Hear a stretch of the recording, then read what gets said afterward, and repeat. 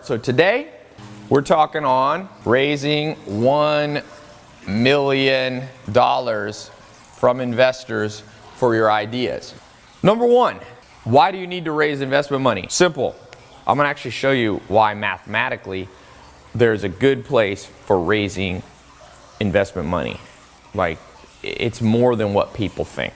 So there's a mathematical reason I'll get into. But obviously we live in a capitalistic society. Capitalistic society implies it takes some capital to have ideas, right? Have ideas come to fruition, right? Takes money to make money. So for those of you here who have an idea or have an entrepreneurial venture, at some point I can almost guarantee you, I can tell you from personal experience, you will become capital constrained. And this is number one, raising money, is you have to understand the concept of capital constraint. Now I'm going to make this not too complicated, but it'll be complicated at the same time. Capital constrained, we could add constrained here, means what you're doing, the weakest link is money. Now, there's a flip side to this. A lot of people say, Tai, my main weak point is that I'm capital constrained, and they're wrong. Their main weakness is many other things. So for those of you watching, a lot of you think you're capital constrained. So you go, Tai, I've got this idea, I've got that idea, and if I only had $1 million, my idea would become a multi-million-dollar idea.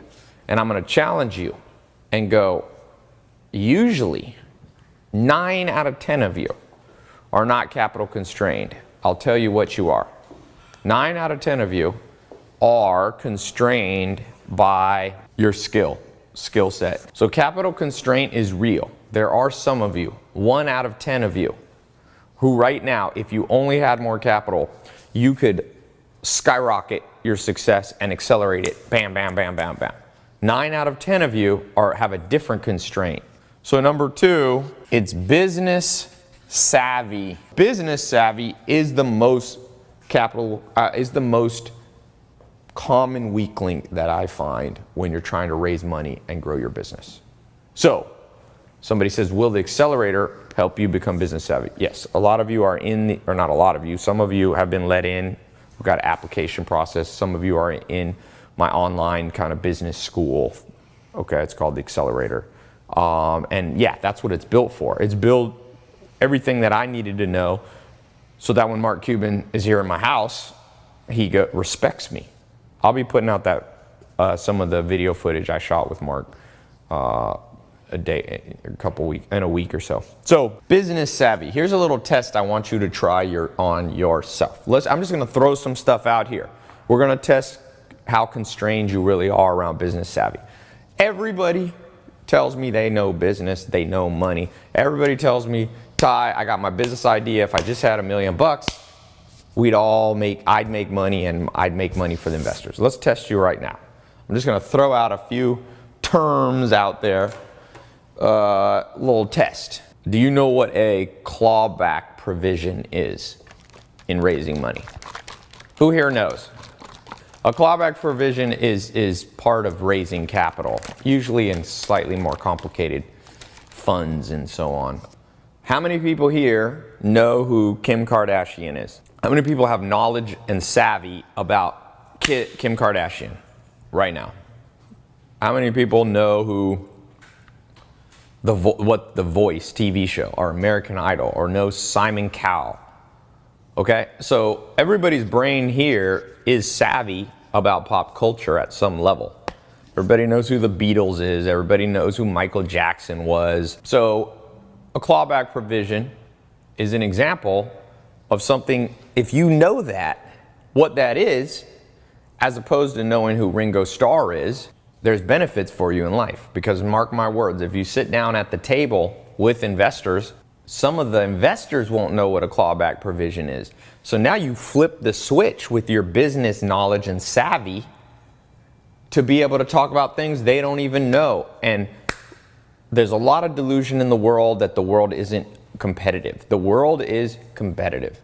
Dr. David Buss become a friend of mine. He wrote the textbooks that are used to teach evolutionary psychology, kind of the most cutting edge science around social interaction and how we act as humans.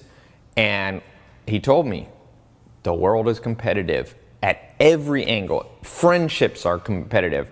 You're in a competition for the highest quality friends because other people want them as friends. You're in competition romantically because if you're attracted to somebody, they're probably an attractive person. There's probably 20 other people attracted to them, and they have a lot of choices.